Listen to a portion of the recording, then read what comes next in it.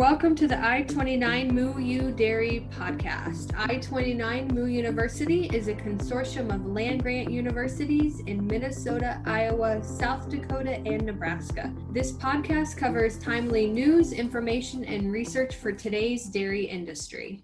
On today's I-29 Moo Dairy podcast, we have guests John and Joan Maxwell from Cinnamon Ridge Dairy and Brian Doherty joining us from Iowa State University. Well, I'd like to welcome you to Cinnamon Ridge Dairy Farm. We're located in eastern Iowa, just outside the Quad Cities. For those of you unfamiliar with the term Quad Cities, that would be Davenport, Bettendorf, Rock Island, and Moline. And our claim to fame is Moline is the world headquarters for John Deere equipment. So one of the things that we do at our farm, besides milking cows, is that we're big into agritourism. We greet people from all over the world. Many of them come because of John Deere World Headquarters.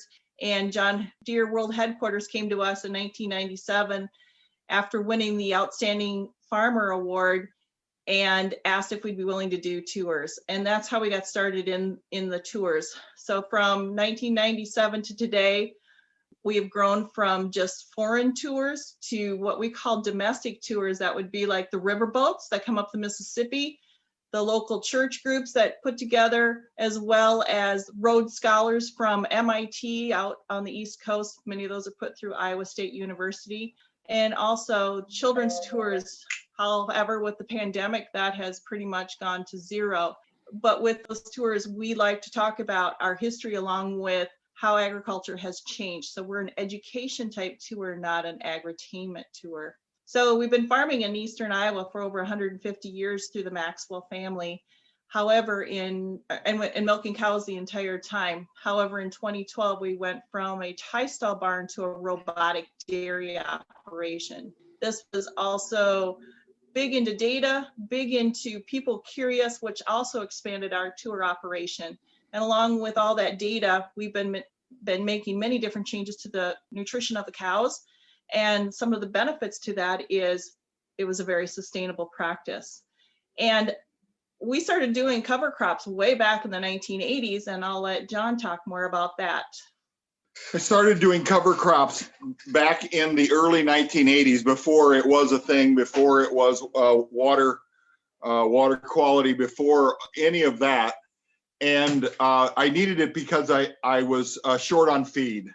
And I actually planted it thinking that we could try it. And of course, I tried it on just a few acres, and it turned out to be really a good deal. And since I believe it was 1983 when I first planted cover crops, I've planted cover crops ever since. It has changed a lot through the years. That was rye as a cover crop, and I've gone down the wheat trail, the triticale trail, a lot of the different vetches, etc.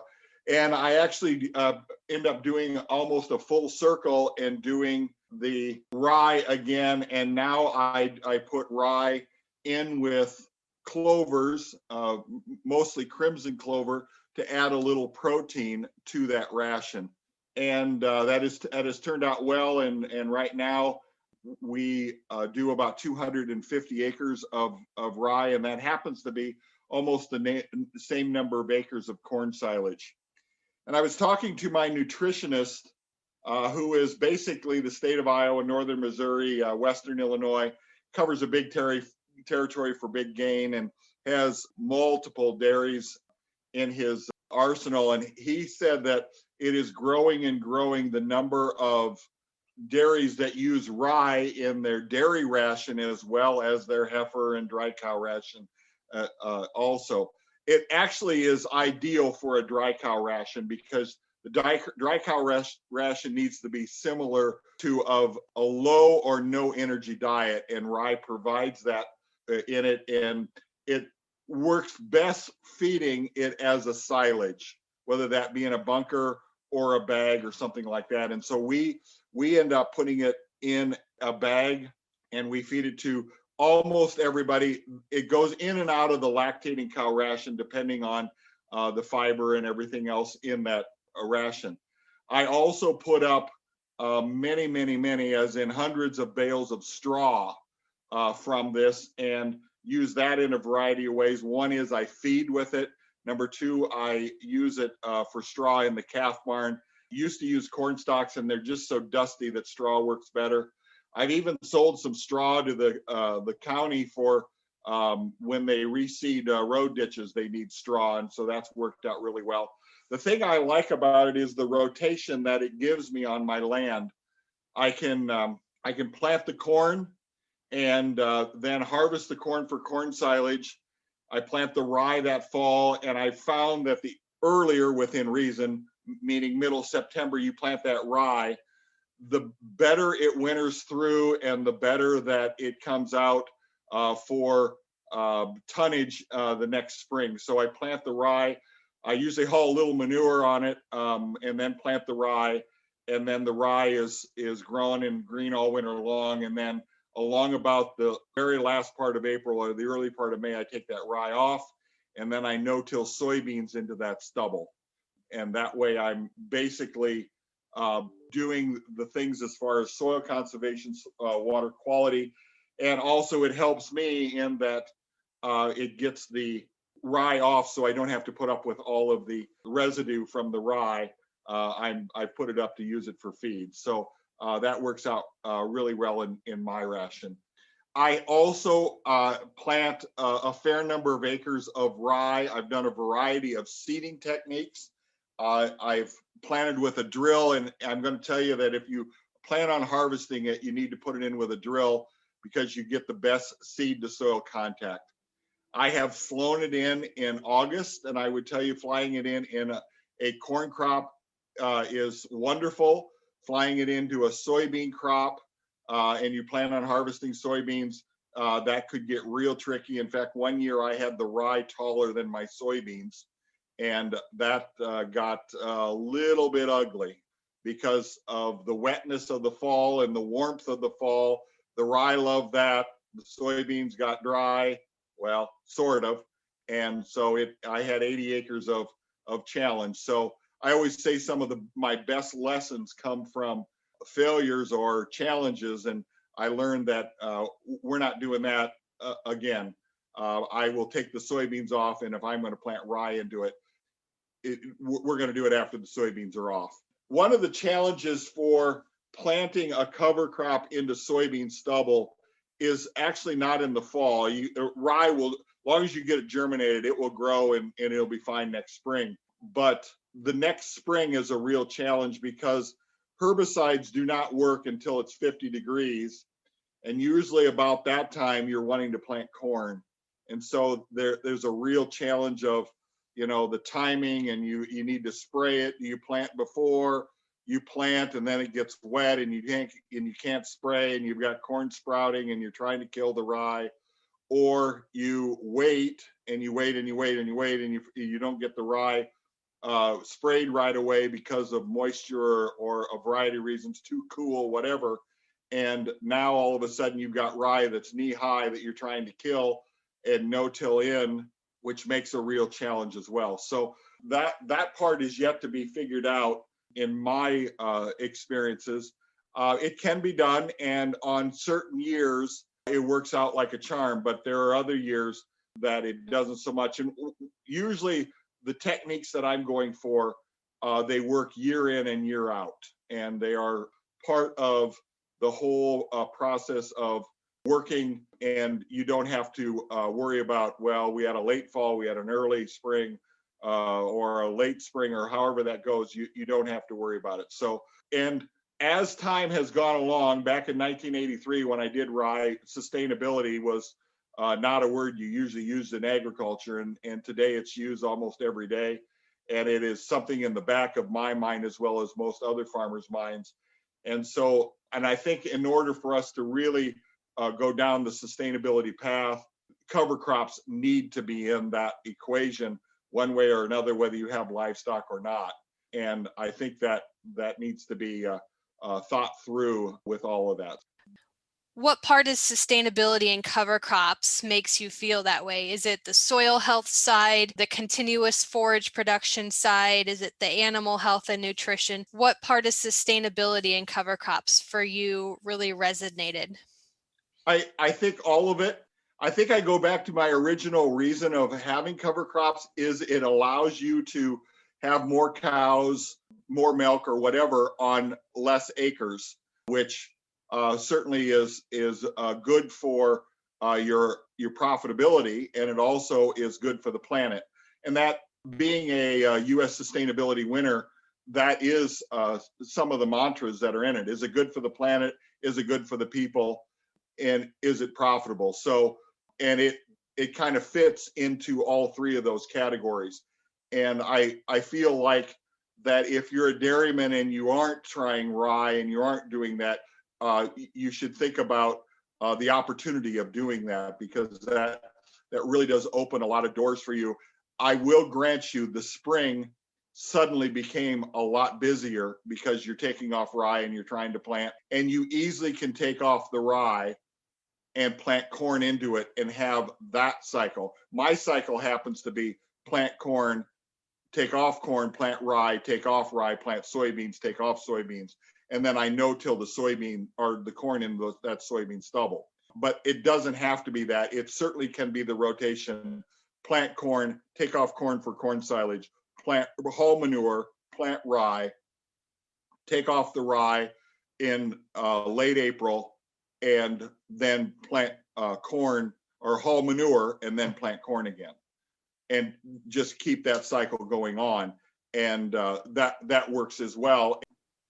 I just would add to that. I know we have Brian Doherty, our ISU Extension Ag Engineer, here on the call as well. And, just talking about some of that soil health and the benefits it brings back to the dairy and the whole, the farming operation. But John brought up some good points of there's many different options. So Brian, have you worked with producers on different kinds of options, or what challenges have you seen with farmers incorporating the cover crops?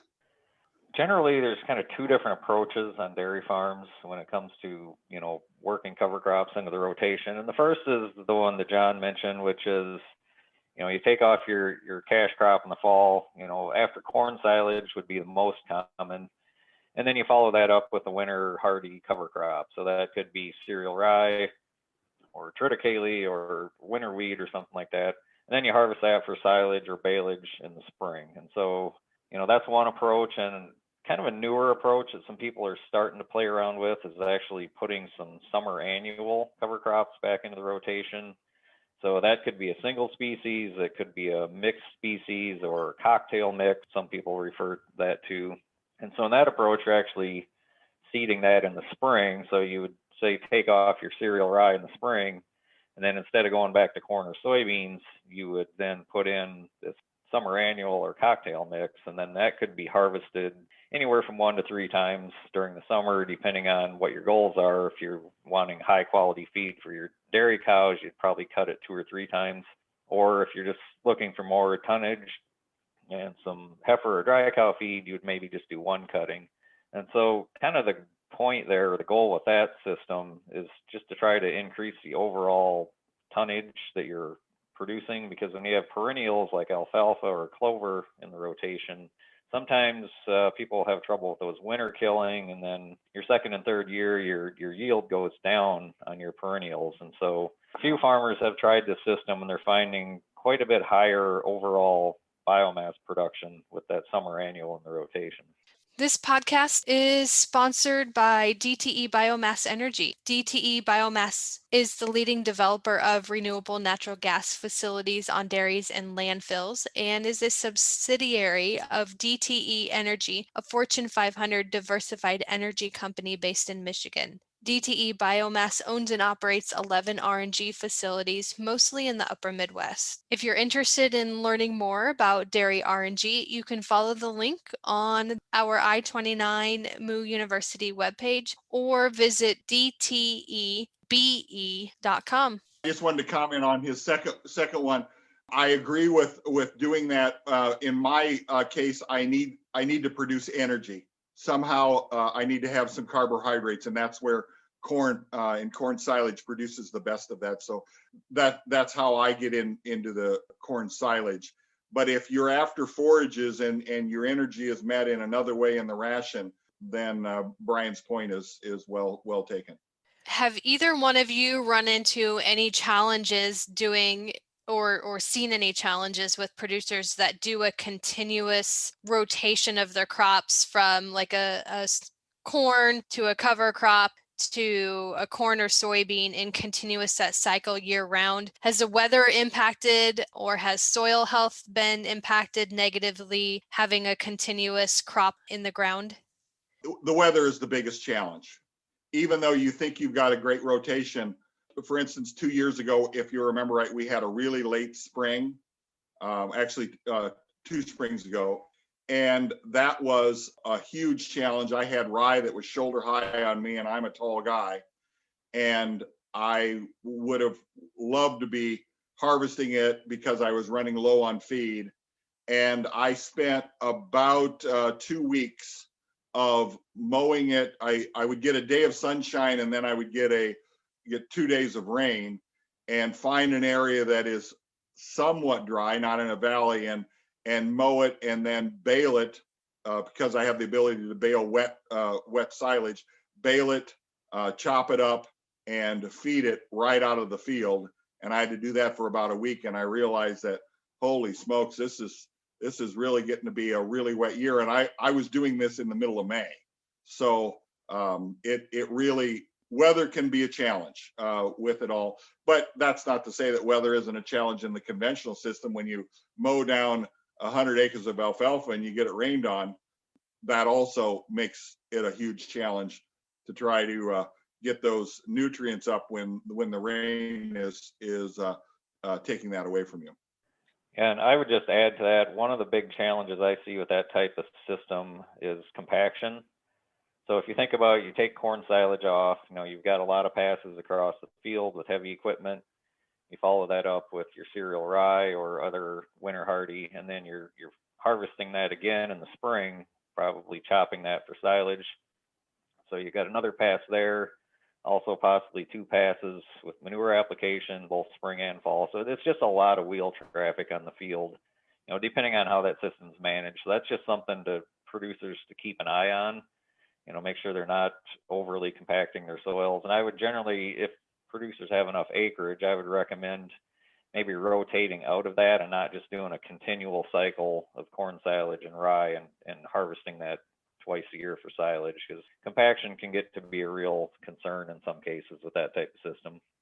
I think you both brought up some good points about weather and then also manure application, because that gets to be kind of a challenge too, is getting that manure applied before you get the corn planted, and how do you balance, getting the rye off. So I know some producers just go ahead and burn off that rye. I mean, is that an option too? If you don't necessarily need it for feed, are they just burning that off too? As far as I know, yes, that's true. They'll burn it off. Now, it works a little better if you plant soybeans into that rye. The soybeans seem to be a little hardier, be able to get going. In fact, there's some organic people that I'm very familiar with and happen real close to here that will actually plant the soybeans late enough that the rye is maturing enough that it's starting to die, and they will no-till right into it. In fact, I've had it already where they go over it with a roller and they roll it down, and then they plant it, and they seem to get along okay with it. And then eventually the rye, I think, does sprout again and harvest it. I'm not recommending that, but I do know that the burn off is pretty popular if you don't have livestock. And I actually agree with it.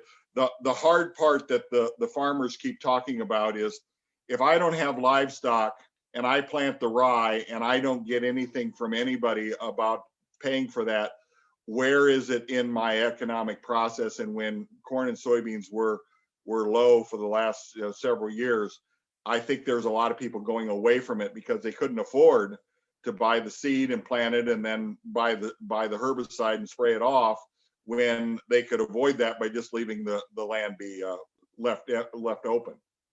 So that is a challenge, and I think that's going to be a challenge ahead of us to try to figure out, hey, how can we, without money coming out of whoever's pocket, the taxpayer, the whatever, how do we make that so it's an incentive for them to do that?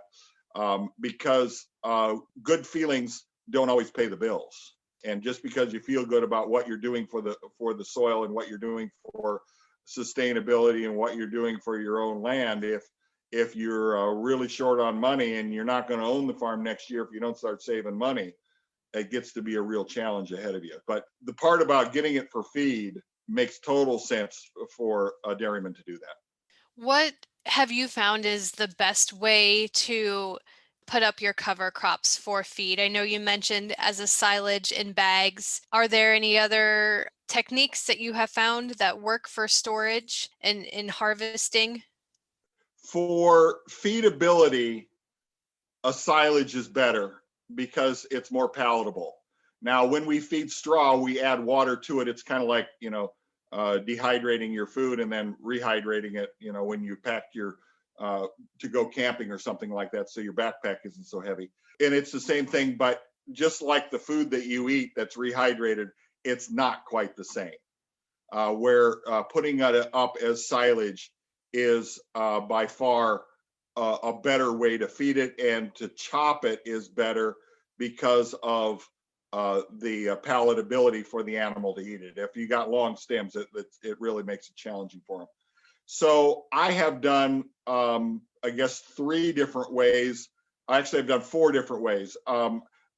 I've chopped it and put it into 3 different storage areas. One is a silo, and I put rye into a silo, and I did it once. And because it comes out so hard, it's packed like concrete. It comes out so hard, I realize I will never do that again. Even the best unloader with the best knives still gave me fits. And I think I spent a solid 8 months climbing the silo every single day. And that really has a way of getting you to think right. The next point I put it in was in a bunker, and a bunker is a great way to store it. I would tell you that if you're going to feed it to a dairy, the bunker may not be your favorite part, because there is some pieces that spoil that get into the feed. And for me as a dairyman, I want every mouthful to be the best for the dairy piece. And the last silage point is to put it up as a bag. And that's what I prefer. I put it in a 12-foot bag, which I have a pretty big face, but I'm able to keep the face cleared off. So that piece is a part of the whole thing of being successful for me. You have a little problem with mud. I actually have a big pad of asphalt that I put a lot on as well. Another piece, I put it up as baleage. And I'll tell you, that makes a lot of baleage bales because you're putting it up wet. You've got a windrow that's probably 2.5 foot tall. And I put it up a couple years ago as baleage and had over 1,000 bales. And the challenge there is, if you put it up as baleage, there are knives in the baler, and that the person operating the baler struggles with those knives. So they really aren't, whoever is running your baler or for baleage is not going to be your favorite person after that. So and also the feedability, putting it in a mixer, putting it in that is not the best either. That was a one-time experiment as well. And then putting it up as straw actually works out well for us, because I can do it as straw. You say, well, how do you get that stuff dry? And the answer is I mow it and then I ted it every single day, unless it's raining, of course. And my daughter is one of those people that runs the tedder, and she said that she ran the tedder for 10 straight days before it finally gets dry. But you'll get it dry, and then you bale it and you put it up, and you'll get a lot of bales. And then we feed it as straw. We do not feed straw to the lactating cows, but we feed the straw everywhere else. And like I said, we put water with it and reconstitute it and put it with the silage and put it with the corn silage, and it kind of all blends together. And well, they clean up the bunk, but that might be because they're hungry and they don't have anything else. But anyway, it works okay. And then I do straw for bedding. I use a tub grinder to grind the straw, grind the corn stalks, and grind the grass hay. All of my waterways I use for grass hay, and I'll get 200 to 300 round bales of grass hay. and I use that in the dry cow, the heifer. I have an Angus cow calf operation. I use that in there. And so I use that grass hay in those rations. And I do put a little bit of grass hay in the lactating cow ration as well. So that works pretty well. And I try to have enough storage that I grind once a month. So I grind like 50 bales of corn stalks because I use it for bedding all over. And then I grind probably 20 bales of grass hay and about 30 bales of straw. Brian, is there anything you want to add on the soil health side of cover crops, or any additional considerations producers need to take into account as they're looking at cover crops for their operations for the first time? Yeah, to me, one of the great benefits of a cover crop is the soil health aspect of it. And there's two or three, really important things to look at there. One, I think for cover crops, the big one for me is just reducing erosion. So, some parts of the state, that's more of a concern than others, but certainly if you've got rolling topography, the erosion control is really a key component of that soil health. And then the second one is water infiltration. So as you keep more living roots in the ground more of the year, that tends to improve your soil aggregation. So little clumps of soil will kind of stick together and create more pore space in the soil. This helps with compaction and also helps get more water to infiltrate into the soil. And that's really where we see the benefits if we can reduce that surface runoff, cut the erosion, get more water to infiltrate. And we're just going to have a better functioning system in general. The soil is going to hold more water as well. The water holding capacity of the soil will increase as you add organic matter. So there's just a lot of benefits to having a cover crop in the rotation for soil health, in addition to all of the other potential benefits with cover crops. You can graze them, you can, put them up for forage, as we've been talking about. So certainly, some soil health benefits, and also water quality. That's another one we don't often, not always think about when it comes to cover crops, but I'm involved with a lot of research at Iowa State where we're looking at water quality in conjunction with cover crops, and we very regularly see 30 to 40% reduction in nitrate concentrations in drainage water or groundwater, with just a straight cereal rye cover crop. And so both on the soil health and the water quality side, we see a lot of benefits. And I just had maybe a conclusion question for John as well. As you kind of take a look at your whole operation, I feel like in your conversation, you are utilizing or maximizing every inch on your dairy. Was this something learned over time, or have you always had that kind of mindset of sustainability, maximizing everything to its end, or how have you evolved on that? Well, it certainly is learned over time, but one of the driving forces is to be able to being able to pay the bills. I graduated from the University of Iowa, and I started with nothing, and I was turned down by 7 banks to buy my first farm in 1988 for $800 an acre, believe it or not. And the 8th bank gave me a loan, and it sure felt like in the first 10 to 20 years of being there that I'm on a shoestring all the time. And so that has driven me to be, first of all, to be able to make it economically feasible, but also how do I fit in to what the future is? And I'm a person that is willing to try anything once, and I'm willing to see what it does. I mean, I remember planting corn after rye in middle June, and I was chopping it and it was waist high. Fortunately, it was only on about 3 acres, but boy, you sure learn. And I always say some of my best learning comes from difficulty or failures. That you say, well, maybe that wasn't the greatest idea, but maybe I can learn from it and hone in on the idea. I think the worst thing that you can do is not do anything, not try anything, to do what you've been doing in the past and expect a different result. That just doesn't make a lot of sense to me. So I'm willing to try anything and see where I can go.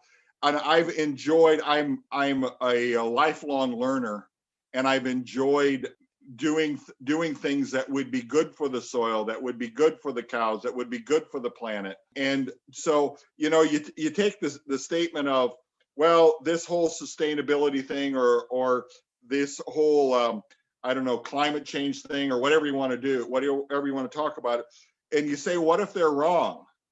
Is it still wrong to do good things for your land or good things for the planet? And the answer is no. So it doesn't matter whether they're right or wrong.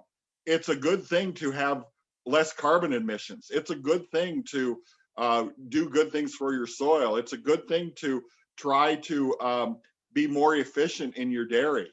And all of the sustainability piece really revolves around that box of thinking, or that way of thinking, because that is what the future holds for us. Like it or not, the train is leaving the station, and you can choose to get on the train, or you can wait for the next one, because there will be more that will come along the line.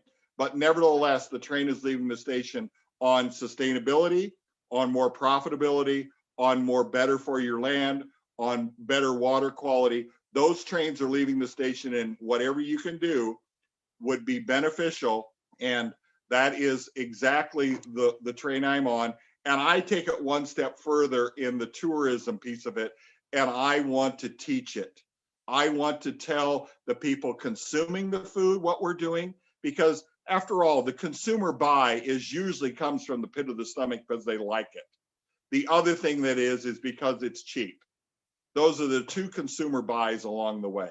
So if we can be part of that and educate those folks, that's great. The other piece of the tourism for me is to have farmers from around the world, United States too, but around the world, and being able to teach them or relate to them as to what I've done and what works and what doesn't. That way, if we're doing the toe, step, and waltz, maybe they won't step on their toe quite so often. And so that is part of what drives me, what makes me really move forward with it. And how I get to where I am is because my knowledge is wanting to be gained, and I want to learn more about it getting better. And you do that by being involved in listening and seeing what happens, and being observant when you go down the road and what other farmers are doing, and however that comes about. So there's lots of challenges every single day, and I enjoy that piece. And I can tell you that I've picked an occupation that I really love, and that helps too. That I no day do I get up and I feel like, oh, I got to go to work today. Every day I get up and say, hey, what can I do, and what challenges do I have to make my business, my life, my day better. Great words of advice. I appreciate it, John. Thank you. Well, John, I think you did a great job summarizing kind of our discussion and podcast. So I don't even feel like I need to do a summary. So good job there. Thank you very much. Thank you all. Thank you, Brian. Thank you, Jennifer. Thank you, everybody. Appreciate all that you do for spreading the good word out there to everybody. That the only way this happens is for people like you to be able to communicate with the folks to make it all happen. So thank you very much. Well, thanks for working with us. It's great to have producers like you that make our job fun too. So we appreciate it. Thanks to Brian and Joan and John Maxwell and Jen Bentley for joining us on another episode of the I-29 Moo University Dairy Podcast. I-29 Moo U is an equal opportunity provider. For the full non-discrimination statement or accommodation inquiries, go to extension.iastate.edu/diversity/ext.